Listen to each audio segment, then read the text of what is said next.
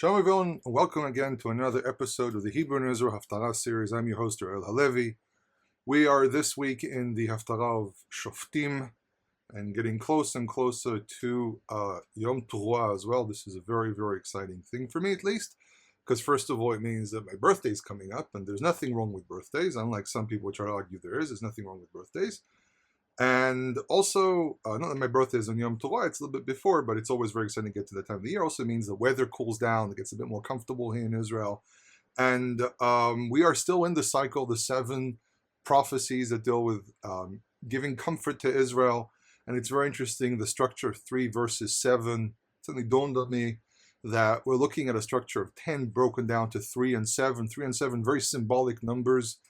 And it's very interesting how you can argue to some degree. Someone actually contacted me a long ago about describing what do you do if there's a curse and how do you reverse it. So if you do 3 things that describe negative and then you reverse that by using a topological number of 7 blessings, 7 descriptions of God showing comfort and forgiveness to Israel, it reverses the negative.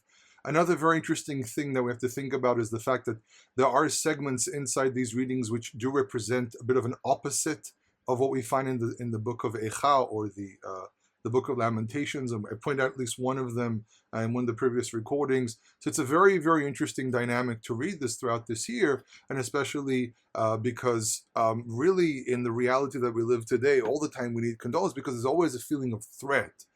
And this is really something that I've been trying to figure out exactly the time setting of these prophecies, because on one hand it sounds very similar to the period where there's an enemy at the gate, which would sound more like the time of the Assyrian siege on Jerusalem. And then in other places it sounds like as if, oh, they're already in the diaspora. And really this is not necessarily a contradiction, because we have to remember that this again relates to everything throughout basically the destruction of the northern kingdom. I don't think the prophets are only talking about just Judea. He's talking about all of Israel. I think that even the animosity between the 2 kingdoms doesn't mean that they didn't understand that they were related to one another, that they were basically the same group. And we do have descriptions of that, for example, the 2 sticks prophecies and so on. I don't think it necessarily means that Israelites who lived in the north didn't identify with the Israelites that lived in the south. Eventually, there is the claim that Jerusalem expanded at the end of the 8th century when the Assyrians destroyed the north. Many thousands fled towards Judea, fled towards Jerusalem, caused Jerusalem to expand substantially, and it was really a refugee camp, because we don't really see in that period on the Western Hill, which is much bigger than what most people really realize. It's the Jewish quarter plus Mount Zion. We don't really see a lot of actual construction in this period. It looks as if it's more like a tent area. But again, we have to remember everything is an interpretation, so you can argue that maybe they expanded, put the walls, and this was an area where they had fields, but there's no real evidence of agriculture. There's a very curious question of why would they expand and why would they leave that area empty and build a wall in haste? This was really in haste, and build all of this and then nothing, just have an empty space. There's evidence that the population there wasn't very urbanized yet, which does indicate, at least to me, that this was an area where they were living in tents. And this is always the issue or the problem that I have all the time when I discuss Bible history with people. There's always the issue of how do you interpret what you actually see. A very interesting example that was brought up, though I'm recording this a couple of weeks in advance, a very interesting question that was brought up by someone who every once in a while comments the House of David inscription. So there's a lot of hubbub around the House of David inscription, especially because every once in a while someone puts out a article or something short about it, or even an extensive explanation, and there's a question, how do you identify the Beit David? There's no doubt that this is Beit David. It means House of David. There's no Beit Dud or anything like that. There's no evidence that this is some kind of idol or something like that, because it's obvious that Hazael is talking about it. He says, I killed the king from the House of David. So he's obviously accounting for the story that we have in the Bible, except for the fact that he says that he killed him and not Yehu, son of Nimshi. But what's really interesting is what you do with a piece of evidence like this. So you have an inscription that says Beit David. What does this mean? How do you deal with such a thing? And there are multiple interpretations to this situation. One of the problems that you have is if you assume that this means house of David. Okay, let's take that as direction, ignoring the other arguments because it really doesn't fit the overall inscription. It doesn't make any sense. I mean, I don't really know of any god called Dud or David or Dod or anything like that. There's no evidence whatsoever for such an argument. It's been refuted by multiple scholars, and it also accounts for a period where Chazal did invade. It does fit a lot of things that we have in the Bible, except for the fact, as I said, there are some contradictions. But we do need to ask the question of what does it mean that we find something that says Beit David. So the first possibility is that it's accounting that there was a house of David. Now, we're going to go through that possibility. So what does that mean? Does it mean that that there was a King David who lived X amount of time prior to this story, and he is the founding father of this family? Or is it just some title that stuck to them? Now, if you argue this is not evidence that there was a house of David, then you have to ask a very simple question. Why does he use a title? Because if you actually understand anything about ancient inscriptions, you actually know that when it's written the way it's written as one word, it's actually a title. This is not just a name that they had. This is a title that relates to a royal family. And this is quite common. A very similar example from the same region is the Beit Omri inscription, because in the king of Moab, Mesha, king of Moab, actually describes that he took away the land from the king from the house of Omri, or that he is Omri. It wasn't Omri. Omri didn't live in that period. Either was either Achav or his son. It wouldn't be Omri himself, because Omri was already dead at this period.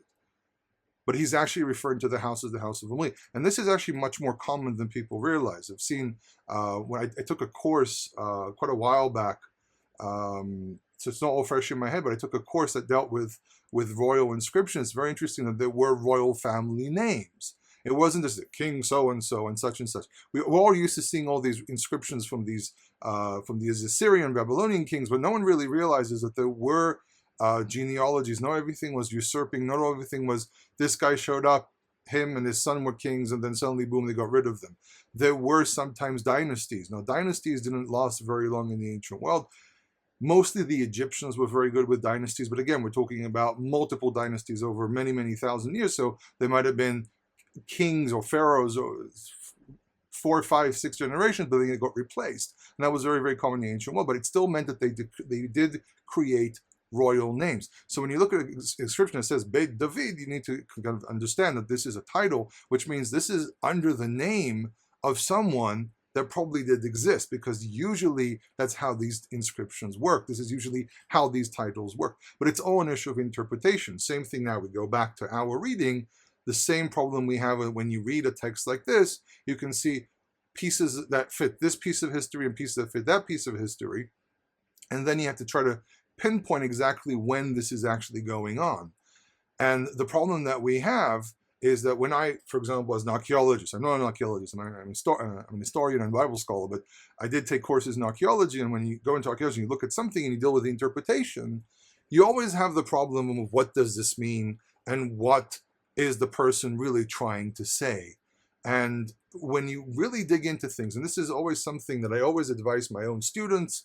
For those who don't know, I actually teach on a regular basis. This is my regular day job.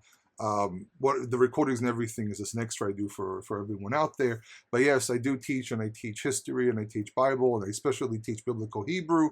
Archaeology, not so much right now. But I might create some master course that gives you the basics of archaeology. We'll see. I have a whole bunch of ideas planned. Also, classes in Aramaic. I'm working on creating a curriculum for that as well. But in any case, when I teach, and I come across a lot of people that have read something somewhere, or they actually do have training, doesn't really matter. One of the things that at least I was taught multiple times in every possible place that I've gone through is that you have to first of all understand who the writer is. And when you approach the writer, and when you approach how they perceive things and how they interpret things, that will give you much better insight to understanding what the arguments that they make, what they're actually based on. And this has always been the greater issue, because the fact that someone's an academic or someone is a scholar, whatever it might be, they always have their agenda. So I'm very open about what my agenda is. And I tell people I believe the Bible is real, and therefore I am not going to be that skeptic about things which are described. However, I do allow myself, because I am still an academic and I am still a rationalist, to look and say, okay, is it possible that what we're looking at here might mean something a little different than what we traditionally interpret? And that's a completely different approach than just throwing everything out. So when it comes to the book of Isaiah, we always have this problem of understanding the setting that things are in. This leads scholars to start arguing, well, is it possible that parts of Isaiah, like for example what we're going to read now, contain some theological ideas that contradict other parts of the Bible? And there is one that appears here, and I will expand on what that actually means. What exactly is the historical setting of this specific book? Now, here's the thing. When you deal with academia is all about asking questions. It's about expanding your mind and asking questions. I had a professor who actually said to me, it's about doubting. And I immediately shook my head and said, no, it's not about doubting. Okay, I've been studying for 20 years now. It's not about doubt. It's about asking questions. There's a difference between doubting and asking questions. Doubting is saying, I'm automatically going to say I don't believe. Asking questions is, I want evidence for either way. And that's always the problem. For example, we have the famous saying that why is Israel called Israel? Ki sarita im Elohim ve'acholta. You struggled with God and you were able. So there's always this thing about Israel is about Jews, or Israel is about struggling with God, and so on. Does it mean doubting God? Or does it mean asking questions? You take Avraham. Avraham asked questions. He said, how would I know? Prove it to me. And God goes ahead and proves it to him. God doesn't have a problem with people asking questions. He has a problem with you when you doubt. And that's really what he's dealing with all the time. It's the issue of the doubting, not the issue of asking questions. You have Yerubal, okay? And he goes ahead and he asks God for a sign. He says, I want water everywhere, I want dew everywhere, and I want dryness on this piece of wool. And that happens. And he says, okay, now I want the opposite of that. Is that testing God? Is that forbidden? No. It's the doubting that's the problem. It's not the asking of questions. God says, listen, I created you as a rational being. You're a rational being. God created us. You can argue one of the ideas of creating God's image is having a mind, being rational, asking questions. Heschel, for example, argued that it also has to do with emotions. It's open to interpretation. But one of the things that makes us higher than all the other creatures on the face of the planet is the fact that we have rationale, we have a thinking mind, we have a creative mind. The fact that an ape can use a stick to fight or something is a very, very low level of this. The fact that an otter can use a stone to crack open an oyster or something is, again, a very, very low level way of thinking. This is not as advanced as humans. Humans advance from that stick to building cars in an expanse of a couple of years. We become much more intrigued about our reality way faster than, say, an orangutan or a gorilla or anything of the sort, or a chimp. It's the speed our brain develops into things is much, much higher than that. So we are, as in our nature, we ask questions, we are curious. These are things which are perfectly fine. However, it's doubt. It's the doubt that becomes the problem. Doubt is the issue that really gets in the way. This is what the snake did in the garden. He didn't just present a question. Well, how do you know? It wasn't a sincere question. It was placing doubt. And a thinker knows to understand the difference between placing doubt and asking a question. The prophet here, and throughout these prophecies, deals with this issue of doubt, deals with this issue of questions, but he can see the difference between asking a question of the how do I know, and the prophet says, well, because God did this, and that, and your ancestors saw this. and you will see again how the Almighty will redeem you. That's a normal question. But what he's dealing with is also the other thing he's dealing with is doubt. He always talk about you're afraid, you fear everything around you scares you.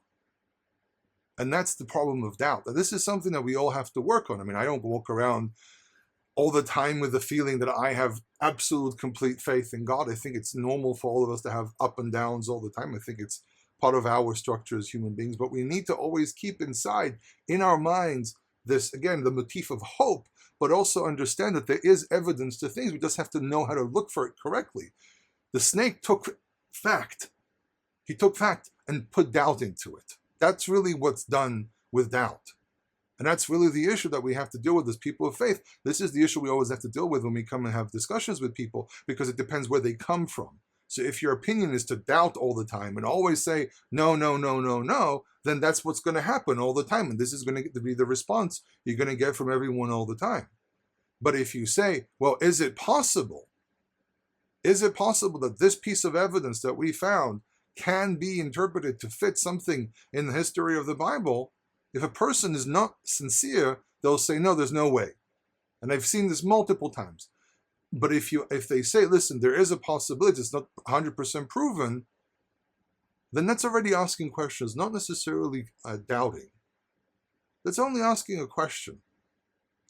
So that's always the problem that we deal with. As people of faith, we always struggle with this issue of the question versus the doubt. And the problem is going into the negative, being drawn into the negative, being sometimes dragged into the negative, and being trying to destroyed around us by this principle of doubt, which human beings do. The snake, you can argue, is just a symbol of an idea, okay, if you want to take it that direction. But the main issue is that we as human beings need to learn to have faith in God and ask questions when necessary so we can understand things better. But placing doubt everywhere you go, that's always a danger. That's always the wrong thing to do. For example, personal reality that I went through as a kid, where I had teachers who doubted my abilities. And because they doubted, they didn't ask questions or didn't encourage me to also ask questions to understand what we're studying. I had one teacher pull me out and says, where are you trying to go to with your life? And I'm like, I'm in 7th grade. Okay, it's your job to give me insight. That was a teacher who not only doubted me, but probably doubted herself as well. If you don't encourage, if you don't try to push people forward, if you don't try to help them to ask the right questions or ask them questions that will provoke them to think, then all you're doing is spreading doubt. That's all you're doing. Doubt is negative. There's a difference between asking questions and having doubt. So we go through our reading, and our reading actually starts in Isaiah 51, verse 12. And it goes all the way, I'm just looking it up, it goes all the way to 52:12. So it's a bit of a long reading. I think later on there's actually a reading that's only 10 verses long, if I remember correctly. But the main thing is, yes, the next reading for Ki Tetzeh is actually only 10 verses long. So I wonder how I'm going to fill that one in. But don't worry, it will work. And he actually points out, and there's a lot of emphatic language in this description as well, that points out the issue of don't doubt. Asking questions is one thing, because if not asking questions, or if not asking questions was the way it was supposed to work, then we will be told at Mount Sinai, okay, this is a Torah, that's it, I'm not communicating with you anymore. There are no questions to ask. You are forbidden to ask questions. You are forbidden to try to understand your environment. There'll be no prophecy, there'll be nothing. Why is there a need for prophecy? Why does God have this understanding of needing to communicate and then suddenly shutting down communication, by the way? In the beginning, God said, listen, I'm going to tell you everything you need to know. Ask me every possible question necessary. I'll put you through every possible scenario, from being super wealthy to being super poor to being in every possible situation that can exist. I'm going to basically make you into a nation, teach you everything you need to understand about the universe when it comes to spirituality, and then I'm going to basically leave you alone for a while. Now, it doesn't mean that God doesn't communicate with us right now. It doesn't mean that we're completely abandoned, but prophecy today is not as strong as you would argue that it was back then. But why does prophecy exist? Because people had questions, because people did need to understand things, because they were still learning this faith, they were still learning to understand how God works. So prophecy was necessary throughout this time because people had questions. When there were doubts, then yes, prophecy became something much more vicious, much sometimes with very strong words, with very direct accusations and so on, because it was dealing with doubt as well. But prophecy was there because people had questions. You look through the story of the desert and people asked questions. They didn't know always how to respond to things. They didn't always know how to do things. And the more and more the people matured, the better they understood certain things, and the less there was a need to hold our hand. However, when doubt stepped in, prophecy became, okay, listen, you can't go in this direction. You can't start asking every single question. I have proven myself multiple times, and prophecy becomes very harsh at one point. And then the reaction, the physical reaction, becomes very harsh. And then prophecy starts dying out. The visions become less and less clear. You reach a point where Zechariah and Daniel multiple times say, I don't understand what this thing means. So where does prophecy go to? I would argue, my understanding is that we actually went through a process of about 1,000 years, from the Exodus all the way to the beginning of the Second Temple, 1,000 years of education. There were 1,000 years of pure prophecy, where we went through wars and prosperity and everything, and every possible question might have been asked. And God said, okay, now I'm going to leave you to your own reality, to your own understanding. But I want you to always look back and read what your ancestors went through, so you also use your own mind. Develop yourself. See if you can develop.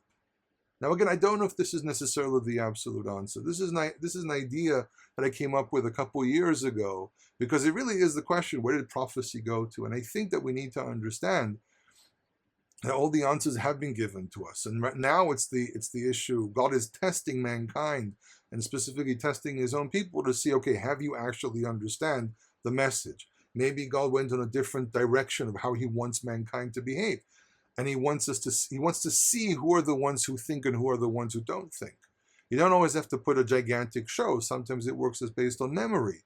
Do you remember? Do you understand? Do you comprehend? And then based on that, we get tested. Again, as I said, I don't know if this is the answer, but he did leave us a lot of information, a lot of messages. It's like a parent that eventually lets the child go and says, okay, go figure it out yourself as well. I've given you everything that you need to know. I've educated you throughout the years. Now I want you to go and mature and do things by yourself, and let's see if you've understood. And he's always standing behind her, looking and giving advice every once in a while. Maybe that's what we're dealing with. I mean, there's a whole idea. There was an idea presented in the 1700s that the whole story of the Garden of Eden was allowing mankind to mature. So God was in this state where mankind is like in absolute bliss, in complete connection to God, and God says, okay, now you have to leave. They go through a very long period where kind of prophecy, kind of not, a lot of weird things, and then Abraham comes up, and then that restarts, it reignites a certain thing, and that goes on for over 1,000 years, 1,400 years, whatever amount of time it was. Calculation is not exact. And then it drops again. So are we, again, in a situation where we're very close to God at the Garden of Eden, and now it drops out and he's expecting us to do something, and then it's going to reemerge. Is that possible? Yes. Can we see a pattern in history? The answer is yes. And that's really what I'm driving at. That there are certain patterns that repeat themselves, and by trusting God, asking the questions, not doubting, but asking God, and looking closely at what he's left us, what we've been left with our ancestors leaving to us as well, we can see a pattern, and then the doubt has to vanish. The question will be, how exactly does this fit in? It's not, I don't believe, it's, I see this pattern, now let's see if I can follow it. And let's see if actually things happen. So this is what the prophet really emphasizes over and over again. I've proven myself in the past. I'm going to prove myself again in the future. You just have to trust. So it says, you start from verse 12. Anochi, Anochi, hu menachemchem. I repeats the first person pronoun for I, the longer one. There's ani and there's Anochi. The Anochi, some people argue, is more poetic. I don't necessarily if that's true. But in any case, as I, he's emphasizing by saying, turning to himself twice. Hu menachemchem. And then he uses the third person pronoun to even create a triple emphasis. I am the one who gives you comfort. Mi'at v'tir'i me'enosh yamut. Who are you and you will fear? Okay, it's actually it's really a negative type of thing. He says you have really nothing to fear from a human being. Why are you fearing from a human being who dies? Why are you afraid of anything that's happening around you? What, the Assyrians, the Babylonians, doesn't matter who exactly it is. I'm still going to be here to give you comfort. I'm still going to bring you back and strengthen you again. It says, U'meben adam chatzir yinaten. And from a human being, from the Son of Man, who will be placed like straw, chatzir, straw, or the feet of animals. Something that perishes, dries out, and dies. And he says, Vatishkach Adonai osech noteh shamayim ve'yosed aretz. And you forgot the Lord who created you. Osech is very similar to one who made you, but also one who created you. Very similar to the idea of konech, the root kana, which is used in many cases to indicate the idea of creation. Noteh shamayim ve'yosed aretz, he who put forth the earth, who stretched forth the heavens and founded or placed down the earth. And you will feel all day, all the time. You're always sitting there doubting, always afraid. Fear comes from doubt, not from trusting. Asking questions is one thing. Fear comes from doubt. And you're afraid all the time, all day, from the anger, from the violence of the one who persecutes you. The word matzik is today means someone who bugs you or gets in your way. But this really relates to the idea of someone who is your enemy, someone who's bothering you all the time. Kasher konen le'ashchit, as he established himself to destroy you. You're seeing him getting himself prepared to destroy you. Okay, he intends to destroy you. Ve'ayeh hamat hamatzik, he says, where is the violence of the one who bothers you? Where is the violence of your enemy? And it says, mihal tzo'eli pateach, v'lo yamut lashahat v'lo yachsar lachmo. So there's a bit of a debate what exactly mihal tzo'eli pateach means, but some people say the enemy is wearing his army belt, but it's going to really open up and his weapons are going to fall. And he basically says the enemy will not be able to harm you. Some people say tzo'eh should be changed. It should be the word etz, ha'etz, which means wood. So it kind of refers to it's the other side. It's really referring to Israel being the tree, the branch or the tree is building up to flower, to open up, and will not die to destruction, and his bread won't be missing. So this is why they say this, because the rest of the verse doesn't really fit. But you can say mihal tzo'eli pateach, so it relates to the enemy. Their weapons are about to fall, and then you, Israel, will not die. There will be no destruction towards you, and your bread, your sustenance, your survival will not be stopped.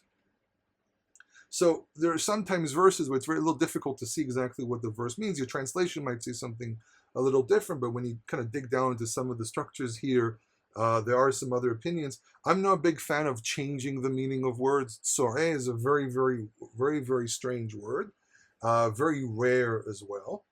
But some people identify tzo'eh as a belt. So again, this is the main issue here is the fact that he's saying you have nothing to fear the enemy. Don't fear the enemy. And he points out and he says, Va'anochi Adonai Elohecha, roga hayam vehemu galav. I am the Lord your God. Now there's a debate if roga means to calm down, from the word ragua, which means he calmed down the ocean, and he calmed down the violence of the waves. Adonai Tzevot Shemo, the Lord God of hosts is his name. So some people say that has to do calm down. So those who take this direction argue that this is a bit of a reference to the idea of God having a battle with the ocean. I mean, the stories of the Phoenicians, the stories of Baal describe him as one who fought against the ocean, and he fought Yam and the beasts of the ocean and so on. So some people try to say this is a bit of a reference to this. Again, it's possible. I mean, Richard Hess, for example, and I'm going to reference him quite a bit in the next couple, when this type of stuff come up, he does point out, the thing is that he's a very, very good example of a cultural argument that exists that I've seen a lot with Israeli scholars, but I haven't really seen much with English-speaking scholars. So Richard Hess, Israel's Religions, very interesting book. And he points out, says, listen, this is a cross-cultural reference. Many cultures believed in different ideas. If your God is a very, very powerful God, then you attribute this power, you attribute this principle of power towards him, even if it's something that other groups believed in. Now, if this is really the case here, it's very doubtful because there's another way of reading this verse.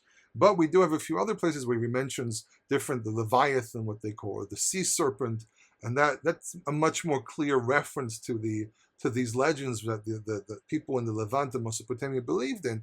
But again, it's more an issue of identifying power and then God struggling with that power. And there's even some people who say that they chose the imagery of the sea snake or the python, whatever, as more of a way of symbolizing enemies and powers and cosmic powers, and God being the absolute power of the universe, crushing down any possible enemy, even ones that other nations believed were very, very powerful. So a lot of different possibilities here. We might talk about that more in detail when we get to readings like that. So some people think this is maybe a reference to God having a battle with the ocean, but again, it's more about taking a symbolic idea that was identifiable in the ancient world and taking it and saying, well, this really, really powerful thing that everyone talks about? Well, our God can do that. He is that powerful. The other possibility is actually he is the one that causes the ocean to uprise and the waves, the tidal waves, to come forth. Okay, and because he is the one that really he is the one that's really governing all this power. It's like an ocean that's about to drown you. If you live near an ocean, you see the massive waves. Now the water comes into the earth. It's a very, very powerful, sometimes very, very dangerous thing to be around if you're in front of a real massive storm. And the enemy is perceived as a storm that's coming by next to the ocean, pouring water onto the earth, threatening to destroy. And the prophet is pointing out, but it's really God behind all of this. He's the one that's raising these enemies, giving them power. Isaiah actually goes into this description where he says, creator of light and good and creator of darkness and evil, where he says God is the one in power of everything. So do you really think this enemy is here just because they have power? No, you have no reason to doubt the possibility that God is behind this. And it's not really a possibility, it's the fact. God is the one governing everything. So you have no reason to fear anything or anyone. So then he turns to the prophet, or actually turns to the prophet and the people and says, Va'asim devarai beficha, place my words in your mouth. Uvetzel yadi kisiticha, and in the shadow of my hand, the protective move, I have covered you. Lintoa shamayim v'lisod aretz. So he's going back to the whole idea of the earth and the heavens, to stretch forth the heavens and to found the earth. V'le'emor tzion ami ata. I created the universe. I am the power driving that, and I am also the same power, the creating God, who chooses Zion to be, and my people, to say to them, you are Zion, you are my chosen place, and you are my people, and you are the ones that I choose, and therefore I will protect you. It's an issue here of emphasizing God's absolute power in the universe, God's absolute control of everything, and therefore there's nothing to fear, because if he created all these massive things that many nations believed were gods, even the earth and the heaven and even plants were sometimes considered to be gods, then he's saying, no, I am in control of that because I created all of it. So he turns around to Jerusalem and says, it says verse 17, awaken, again using this emphatic way of speaking. Kumi Yerushalayim, arise Jerusalem. It says to thee, you have nothing to fear, I am here and I am calling to you. This motif of calling out, we saw this earlier in other places as well.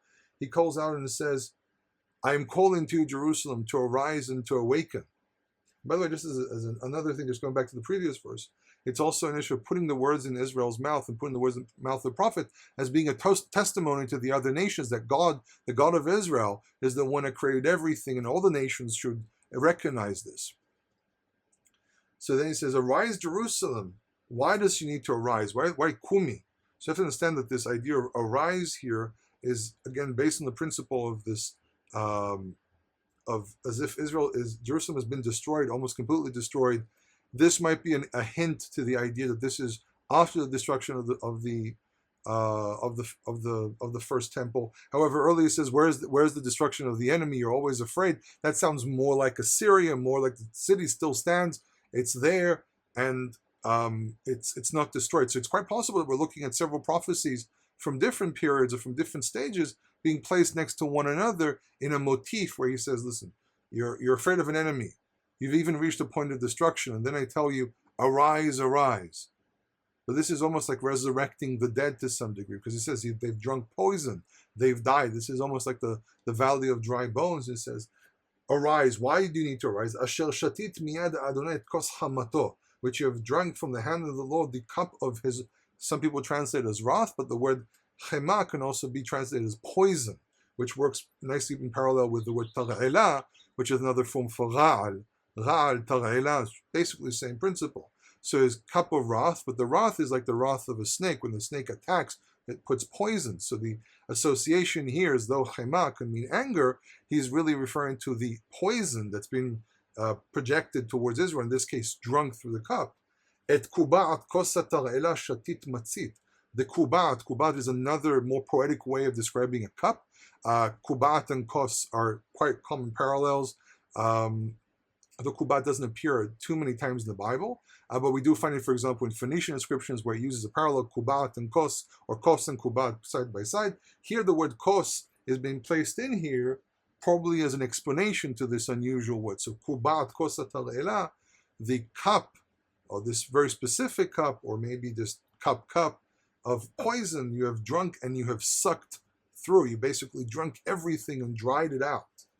Now, if this is, for example, a cup which is a clay cup, then sucking a little bit might be possible because these things absorb. It says, "En menahela mikol banin yalada." There is no one to help her, to govern her. Menahel is usually mean to help, to lead. It's like, for example, helping if you have an elderly parent, help them walk in the street, hold their hand. From all the sons that she has given birth to. Ve'en mahazik beyadah mikol banin gidela. And there's no one holding her hand from all the sons that she had raised.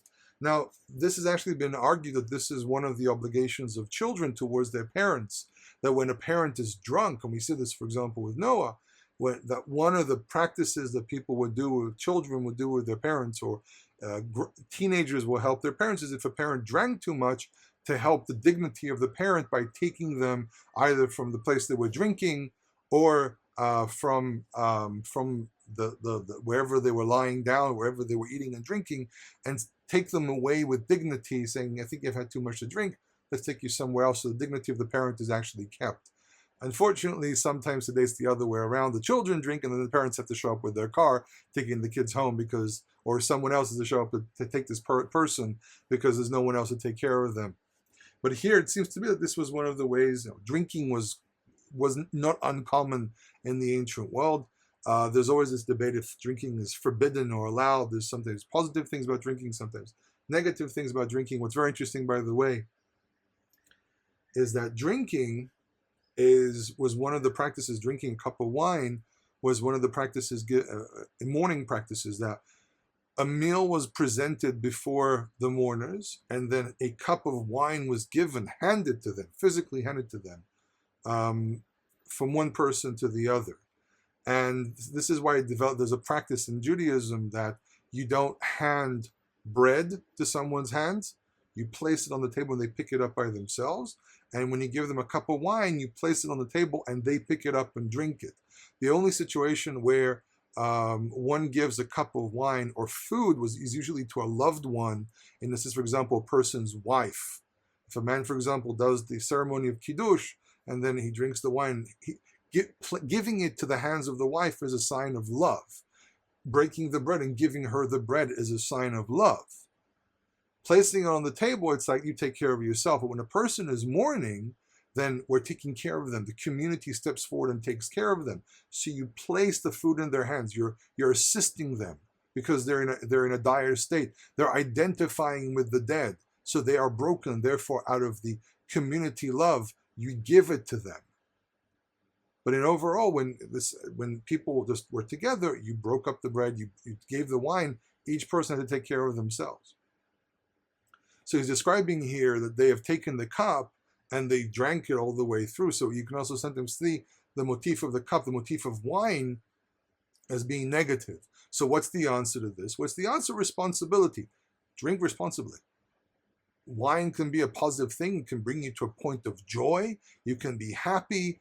It removes some of the inhibitions, which allows people who, for example, suffer from depression to feel some relief. And that's not a bad thing.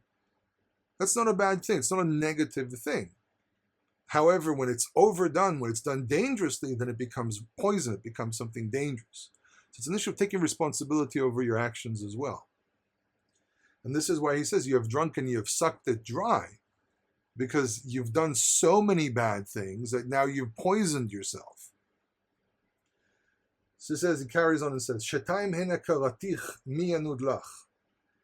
So Shetayim hena, what exactly are these two things that he refers to? So some people say two bad things have happened to you, two negative things have happened to you. And he says, Mi yanud lach, who can nod their head? It's interesting. Yanud is actually it's the same thing as in Hebrew and English here specifically share a word. This is very rare, but this is specific, like to nod your head. And lanud Rosh is the exact same verb, both in English and Hebrew. But this is a very, very rare situation.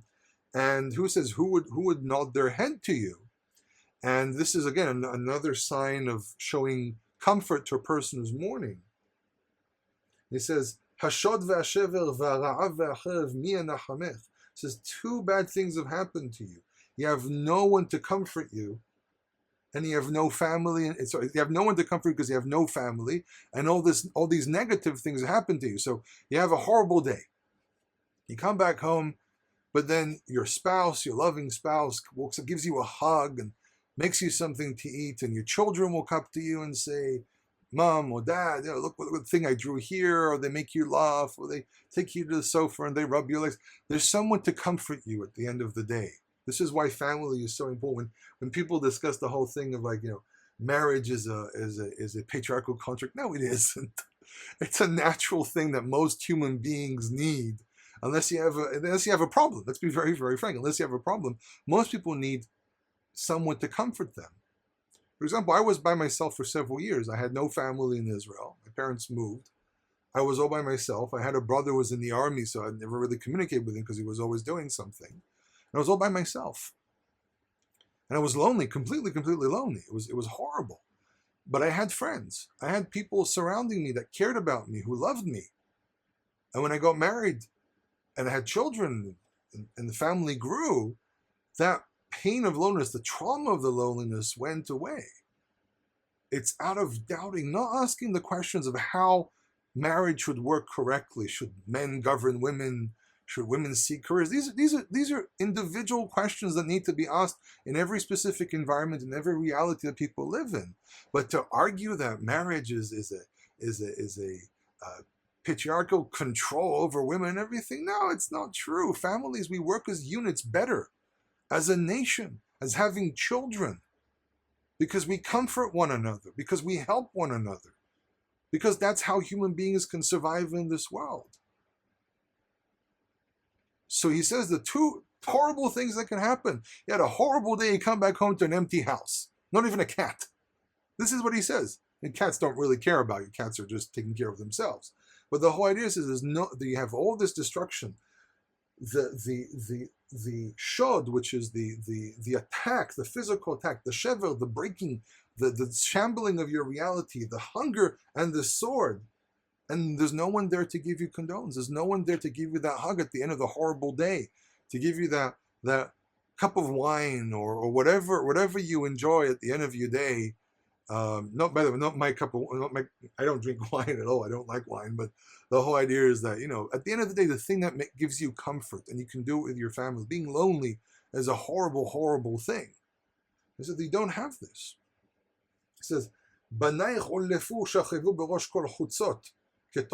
your sons have fainted, but olaf is very, alaf and ataf are very, very similar words, and it has to do with hunger. It has to do with being in a state of hunger and losing human form.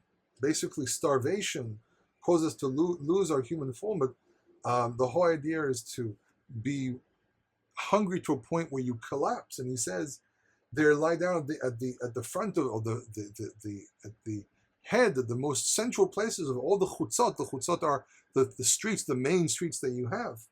Ketom michmar, like a buffalo or an antelope. There's a bit of a debate if to here is ke is like, half of similarity, like a wild ox, like a what we would call a Israeli version of a wild buffalo, which by the way is a kosher animal, or like an antelope. It doesn't really matter which one it is. Michmar, michmar means trapped, has fallen into a trap.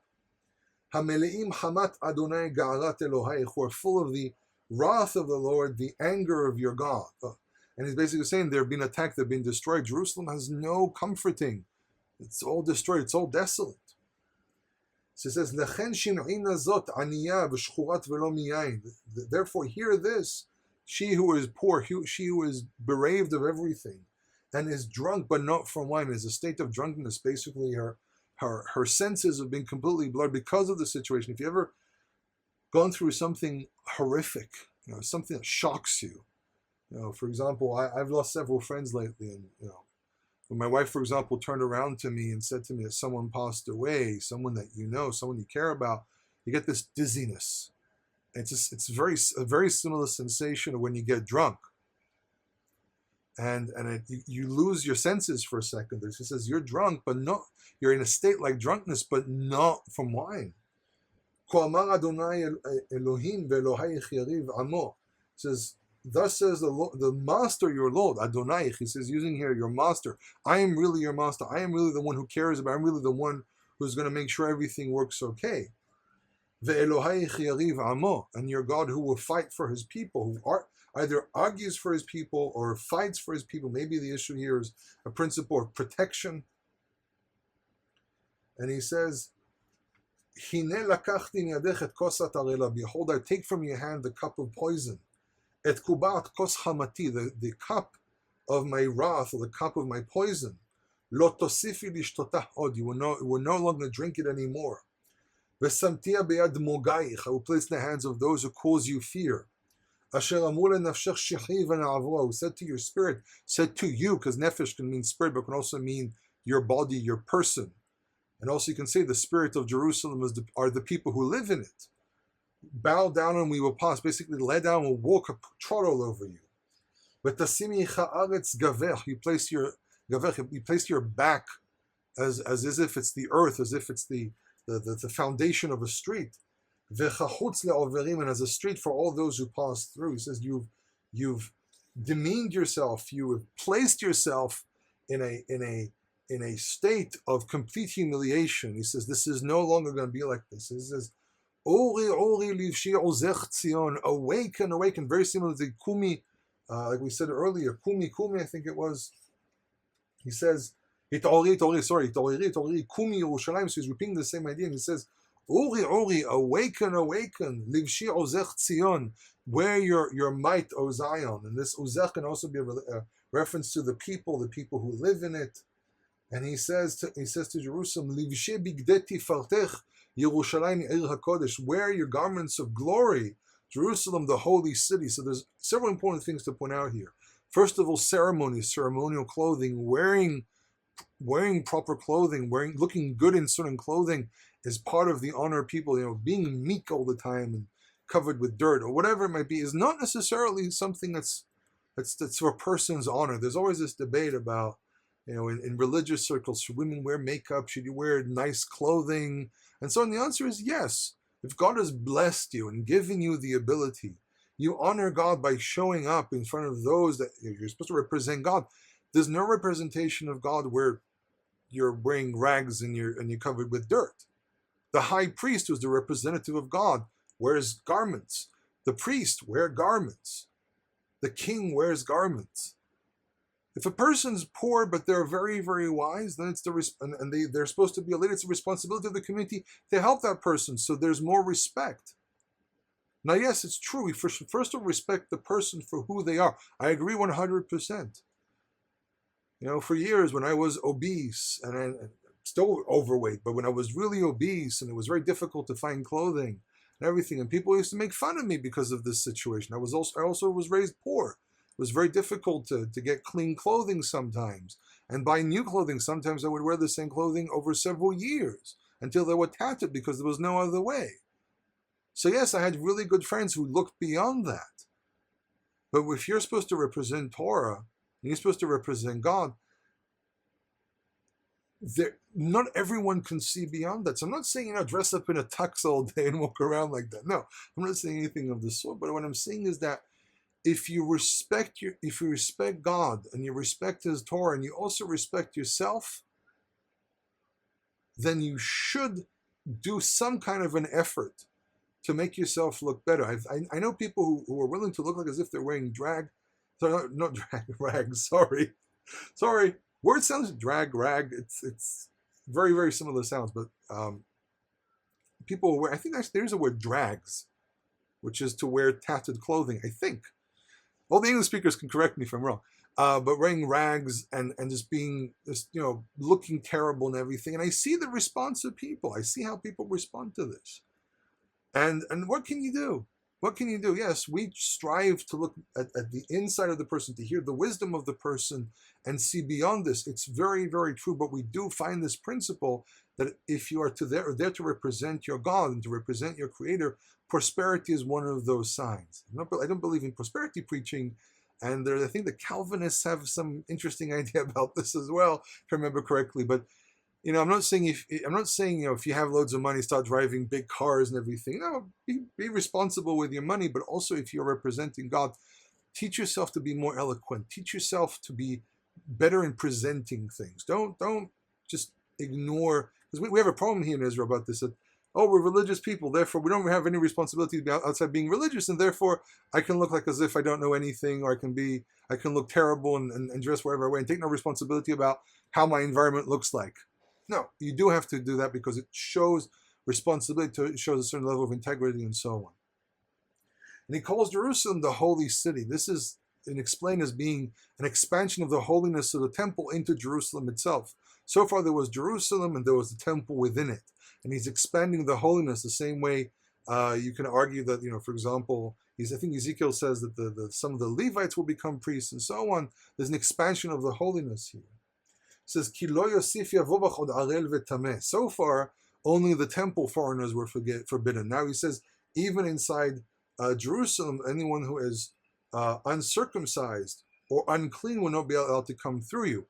It's very interesting. The Dead Sea Scrolls, in the I think the Temple Scroll, it mentions the idea of forbidding anyone who is not clean from entering Jerusalem, and forbidding anyone who is uncircumcised from entering Jerusalem. So relations was forbidden according to this group in Jerusalem, basically expanding the holiness of the temple all over Jerusalem, which is not necessarily a sign that these things would be forbidden, but though the plain meaning of the text does say that, but it's an issue of God expanding His love by expanding the holiness.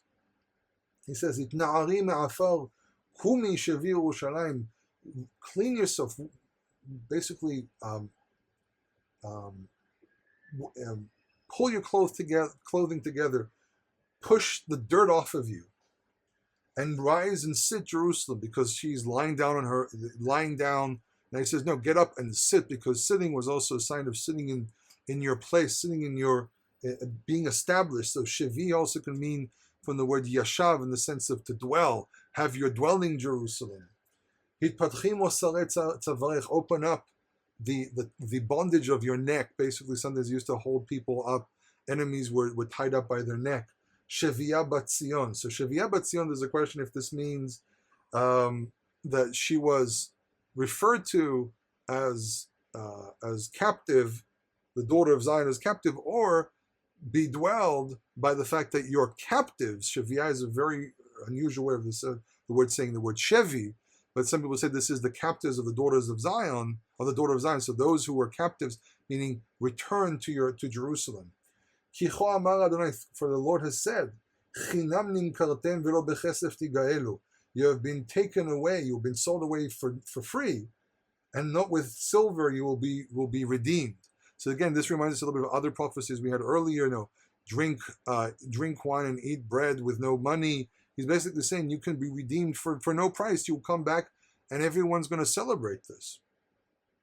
For the Lord God has said, Mitzrayim yarad ami v'rishona lagur sham.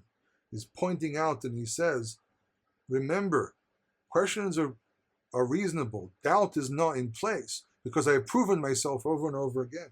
My people went in the beginning down to Egypt to live there. Ve'ashur be'efes ashako. And Assyria with nothing, for no reason, has bereaved them. Ve'ata ma lifo ne'um Adonai. And the Lord says, what do I have? Why do I have any reason to be here? Now the po here is a very good question. What exactly does he referring to? What is here? And he says, why do I need to be in Babylon? Why do I need to stay here? The same way I had no reason to stay in Egypt because I had my plan. I have no reason to stay here in Babylon.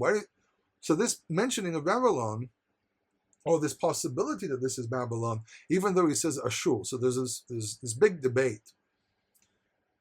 Well, I'm bouncing around a lot. I apologize because a lot of things to say. But let's stop here about this verse, these two verses. So why does he mention Ashur? So some people argue Ashur is Bavel. Ashur is Babylon.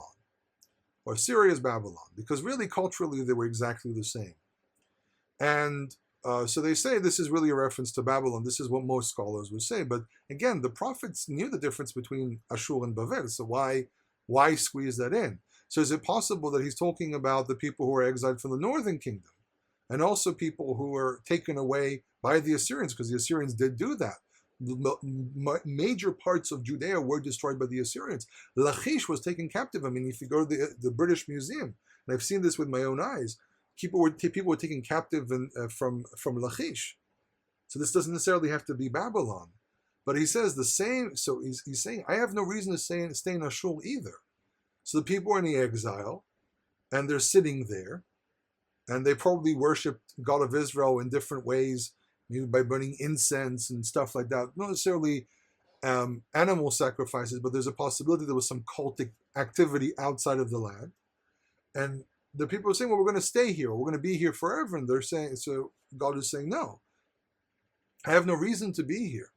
And therefore, if I have no reason to be here, again, this idea that God went into exile with the people and kept his eye on them the whole time. So he says, I have no reason to stay in this diaspora. He says, Ne'um Adonai, the word of the Lord. Kilukach ami chinam, for my people were taken for no reason. They have no reason to be here, and I have no reason to be here. And therefore, I'm going to get up, I'm going to go back to my land, and they're going to come as well.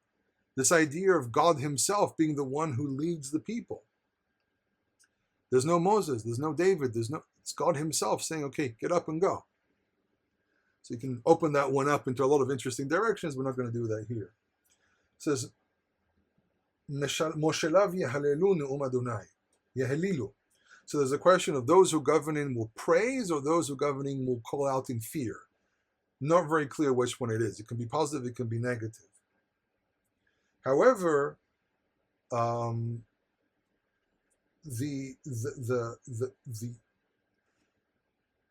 thing that comes out from the end of the verse, it says, V'tamid kol yom shemini no'atz. It says, in all day my name is being defamed. So what does it mean? They praise or they call out in fear? Why did I say that? So the thing is that you can say they praise their own gods, and by that de facto saying the God of Israel is weak. Or they call out in fear, they're calling out words of fear towards the people saying, we defeated your God. Either way, it's a negative thing. God says, I have no reason to allow these people to defame me, to talk against me. God says, yes, I had to punish my people, but it doesn't give you the right to harm my name and to harm my people to that extent. And God says, I'm putting my foot down about this. It says, Lachen yeda ami shemi, therefore my people will know my name. He says, they'll know my name, they'll know my strength, they'll know my power, and they'll know that whatever is going on here is under my control, and the nations will know that I'm not to be defamed. Lachen bayom ma'u ki ani hu medaber hineni. So he says, let's read the entire verse because I broke it up. It says, Lachen yeda ami shemi, lachen bayom ma'u ki ani hu medaber hineni. It says, therefore my people will know my name. Therefore in that day they will know that I am the one who speak. Here I am. He says, I'm going to reappear and I'm going to show to everyone that I am here and there's nothing actually stopping me. There's nothing here to prevent me from doing my will. Now we get to the last segment of the prophecy of the Haftarah, and he says, There's a few more little pieces here.